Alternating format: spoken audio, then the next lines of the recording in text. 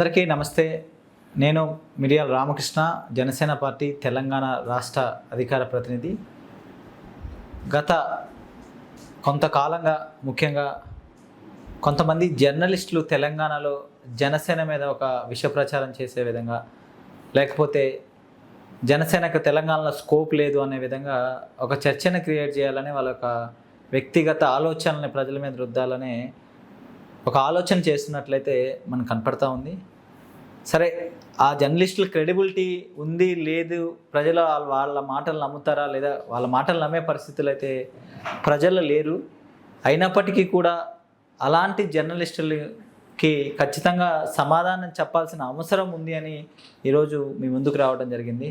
ముఖ్యంగా అలాంటి జర్నలిస్టుల కొన్ని రేవంత్ రెడ్డి గారికి సంబంధించిన కొన్ని మీడియా ఛానల్స్ అనుకోనివ్వండి, లేకపోతే ఇంకెన్ని జరుగుతూ ఉన్నాయి. ముఖ్యంగా తొలివేలుగు రఘు గారు పదే పదే జనసేన మీద విష ప్రచారం చేసే విధంగా, తెలంగాణలో జనసేనని తగ్గించి చూపే విధంగా, లేకపోతే జనసేన యొక్క ఎజెండాని తగ్గించి చూపే విధంగా ఒక ప్రయత్నం చేసినట్లు, కోడుచెరి విషయంలో పవన్ కళ్యాణ్ గారి మీద ఫాల్స్ ఎలిగేషన్స్ చేసి, ఆ యొక్క ఫాల్స్ ఎలిగేషన్స్ అని తెలిసిన తర్వాత వాటిని నిరూపించుకోలేక, వెనక్కి వెళ్ళలేక, ముందుకు వెళ్ళలేక, కుడితిలో పడ్డ ఎలుకలాగా చేసిన విధానం మనందరికీ తెలుసు.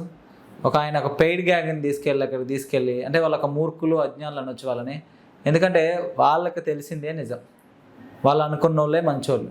దానికంటూ ఒక వాదం కానీ, ఒక విధానం కానీ, ఒక పద్ధతి కానీ, ఒక క్రెడిబిలిటీ కానీ, ఒక వాల్యూస్ కానీ ఉండని ఒక బ్యాచ్ తెలంగాణ పెడితే ఈరోజు ఒక అరాచకాన్ని, ఒక ప్రోపజెండాని క్రియేట్ చేయడం మన జనసేన విషయంలో కాదు, అనేక విషయాల్లో కూడా వాళ్ళు చేస్తూ ఉన్నారు.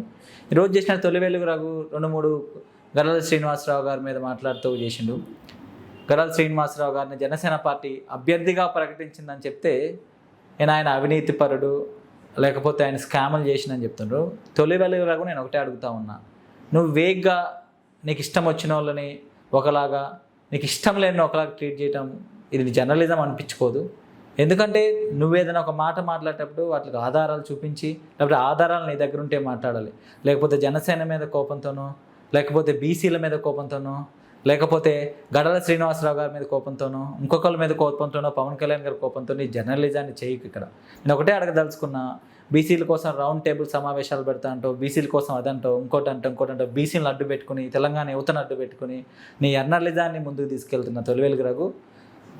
మరి గడల శ్రీనివాసరావు గారు కూడా ఒక బీసీ బిడ్డ, ఒక బీసీ సామాజిక వర్గం, మున్నూరు కాపు సామాజిక వర్గం నుంచి వచ్చి ఒక చిన్న స్థాయి వ్యక్తి నుంచి చిన్న కుటుంబంలోకి వచ్చి మాజీ హెల్త్ డైరెక్టర్గా ఒక 7 సంవత్సరాలు పనిచేసి, ఆయన గొప్పతనాన్ని నువ్వు వైద్య శాఖలోకి వెళ్ళి అక్కడ డాక్టర్ని అడుగులు, లేకపోతే ఎవరైతే నర్సులు ఉన్నారో వాళ్ళని అడుగు, లేకపోతే ఆశా వర్కర్ని అడుగు, లేకపోతే ఎవరైతే అక్కడ వర్కర్స్ ఉన్నారో వాళ్ళని అడుగు, ఆయన నిజంగా ఎలాంటి వ్యక్తి అని తెలుస్తుంది. అంతే తప్ప నువ్వు బీసీ వాదాన్ని అడ్డు పెట్టుకుని ఎదుక్కుంటూ మళ్ళీ బీసీలను అడుగుదొక్కాలనే ప్రయత్నం ఎందుకు చేస్తున్నా అడుగుతా ఉన్నా.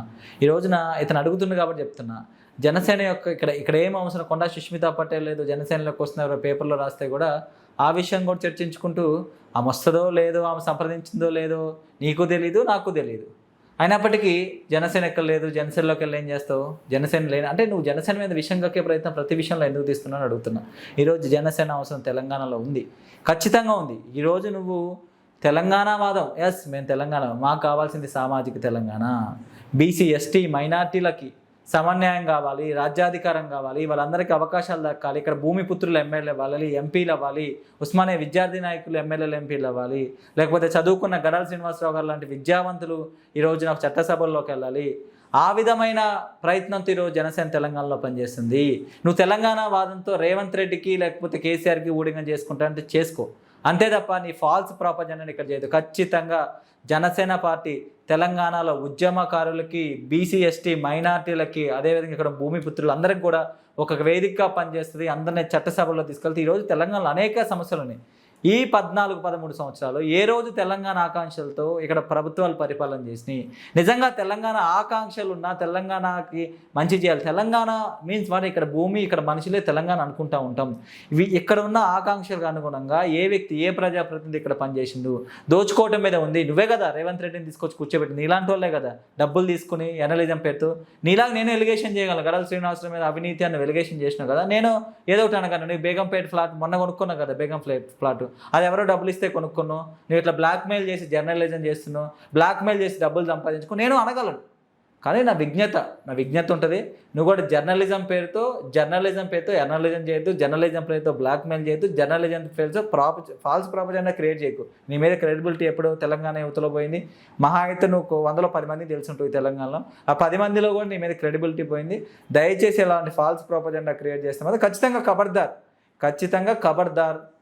నీకు ఒక రోజు వస్తుంది. ఆ రోజు ఏ విధంగా సమాధానం చెప్తావు ఆ విధంగా సమాధానం చెప్తూ ఇంకోసారి జనసేన మీద విష ప్రచారం చేయాలని ఆలోచన విరమించుకుంటే మంచిదని ఈ సందర్భంగా హెచ్చరిస్తా ఉన్నాను.